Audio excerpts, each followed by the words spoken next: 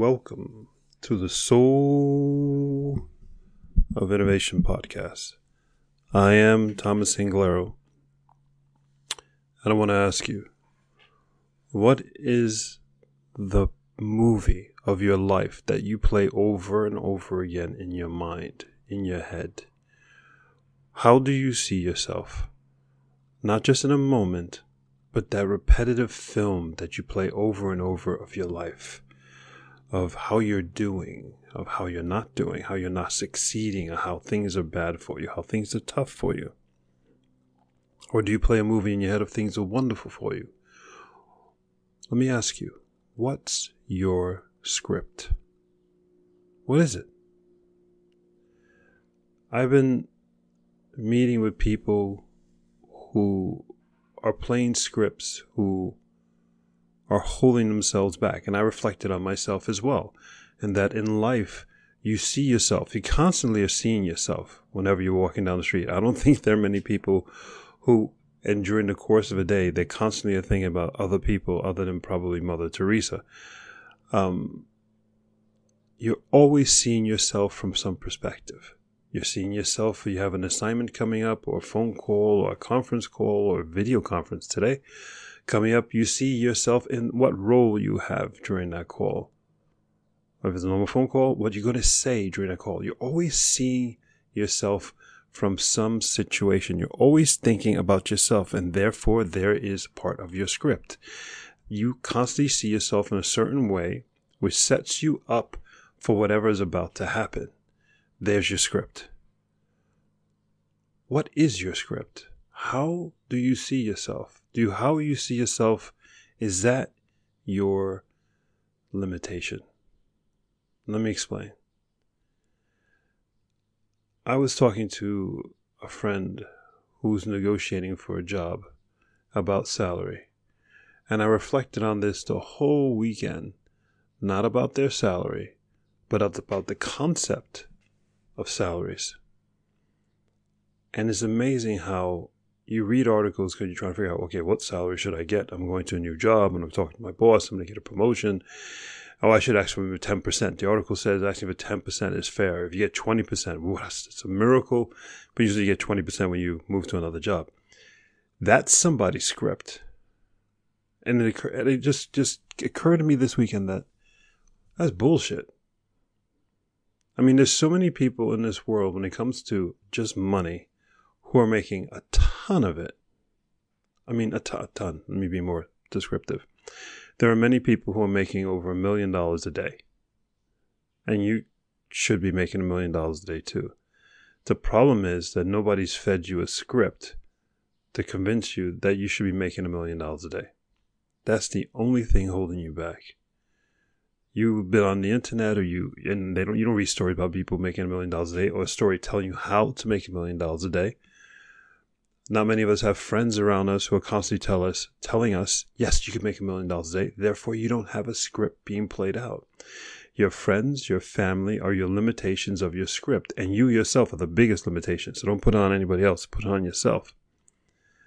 So this weekend, I thought about salaries all weekend long. Not about it from an ego thing, like I'm going to buy me a Ferrari or a Lamborghini. I thought about it just as a concept. And today, I'm done. There is no limitation in the amount of money I can make, but it's not like about my ego. It's not about I need to make money. Is that the idea of making money is no longer have any limitations associated to it. There's an infinite upside. And it's not like, yeah, man, I can make money. No, it's actually limitless. Not that of course, it's always been limitless, but done. I'm going to make insane amounts. I'm going to make insane more. Because I changed my script. Or in this example, I wrote my script. Have you taken time to write your script? I reflected all weekend. Reflect. And then it's understood that this is done. You just got to say it, done. Whenever you have a mental thought and it's so clear to you, done. You just created a script. Now, how do you create the script? You just have to have this thought. You see yourself, whatever goal it is. You see yourself being a professional golfer. You see yourself being out there on Augusta, right? It's 75 meters from that hole, 18th hole. And you see yourself making that long putt. And you see yourself being proud, the crowd's cheering. And you're walking towards that hole to pick up the ball with pride and raise it in the sky. Done. You're there. You the script and the universe and you, it will be written for you. But it's done because you see yourself there in Augusta raising that ball up. To understand,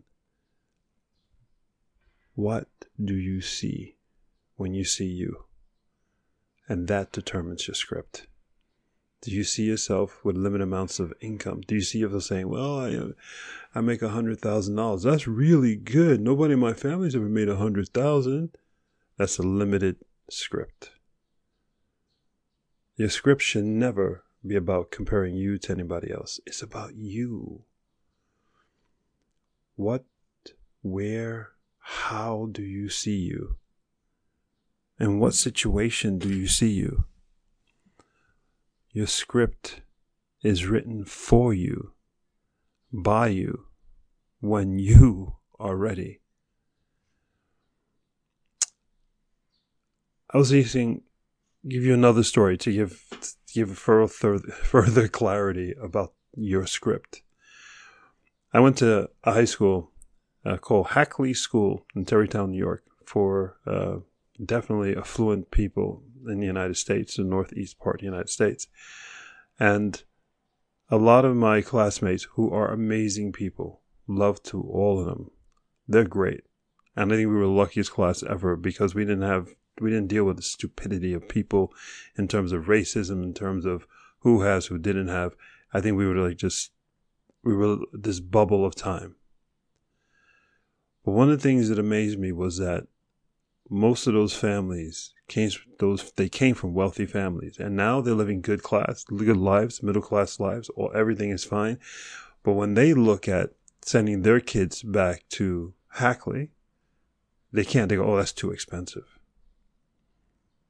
Even though they came from wealth, they were brought up in wealth, they changed their script.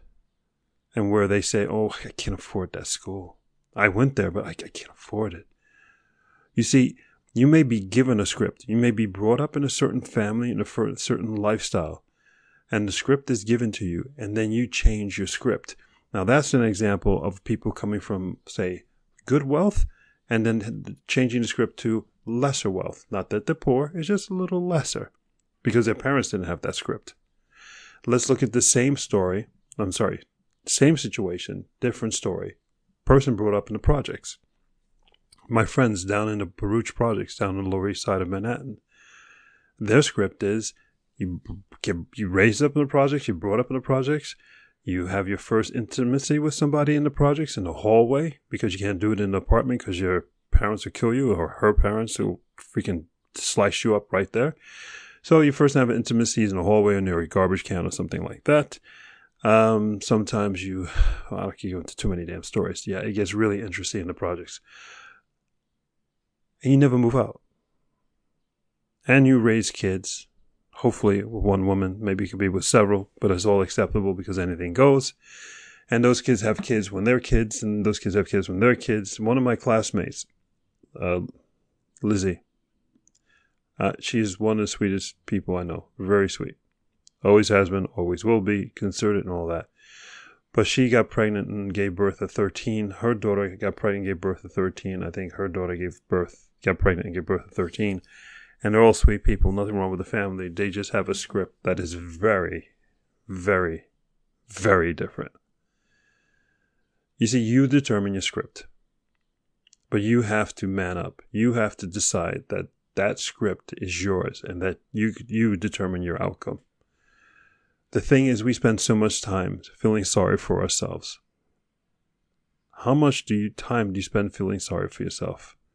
Oh, I don't have this, I don't have that. Or the worst way to look at it is, oh, this person has this thing, or this person has that thing. I see that all the time here in Norway.